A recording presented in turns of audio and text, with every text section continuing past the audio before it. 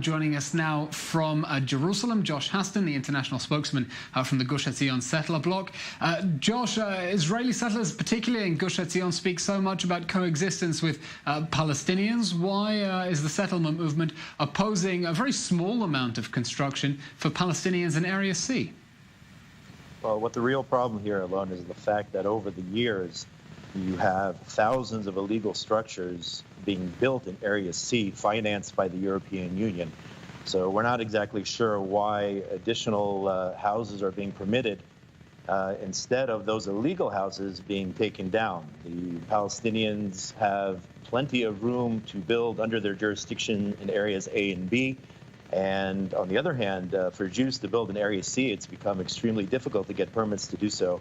So with all the illegal construction going on, again, the European Union is behind this. I'm sorry, Josh, correct me if I'm wrong, but the Israeli government is currently in a protracted process of legalizing so much illegal Israeli construction in Area C of the West Bank, although Israelis, of course, can build inside Israel as well. But you oppose only illegal Palestinian construction, and all the illegal Israeli construction gets a green light?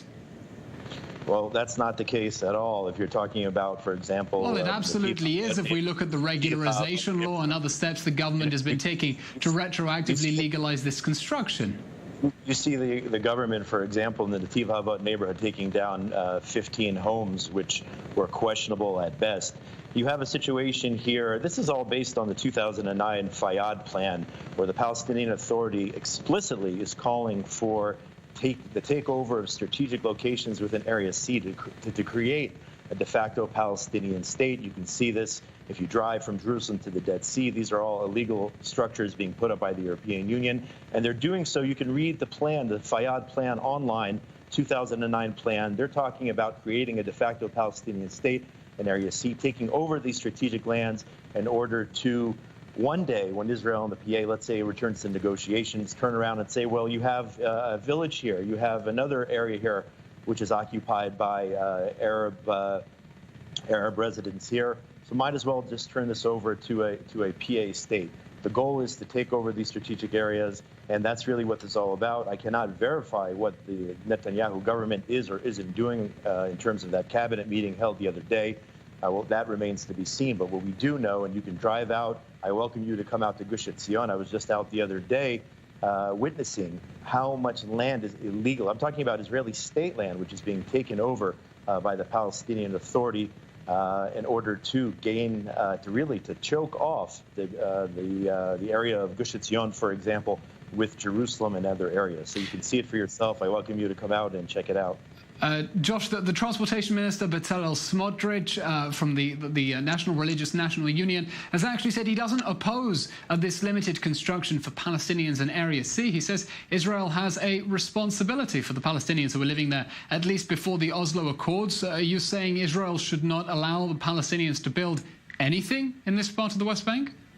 No, I mean, if you come out, you can see legal structures being built all the time in Area C, but what we have here is... Which is exactly, I'm sorry, Josh, but that's exactly what the government plan is at the moment, and you said that you object to it because of the illegal construction. I'm trying to understand how much you, within the settlement movement, think that Israel should allow the Palestinians to construct lawfully and give them Israeli permits in Area C.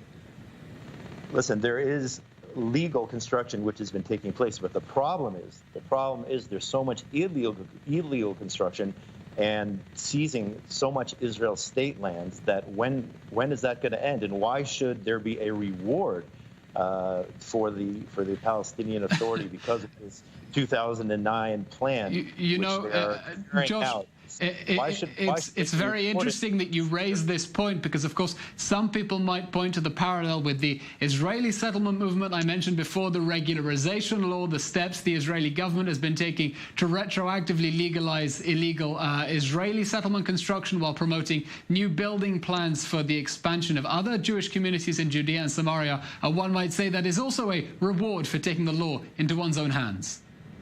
And somebody might come out and also say, well, Jews can't even enter areas A under full Palestinian Authority control, where you have big red signs which indicate that not only is it not lawful, but it's dangerous. Not only that, but the fact that Israeli holy sites under the Oslo Accords, which were supposed to be protected and Israelis were supposed to have access to. You're talking about the ancient synagogue in Jericho. You're talking about Joseph's tomb in Shechem or Nablus. These areas are inaccessible to Israelis unless it's 2 o'clock in the morning and you have a complete army guard. So I would not count on the Palestinian Authority to uphold, as we've seen, any of their obligations. Josh, I'm afraid we have to go for a break. Josh Hasten from the Gush Etzion Regional Settlement Council, thank you very much.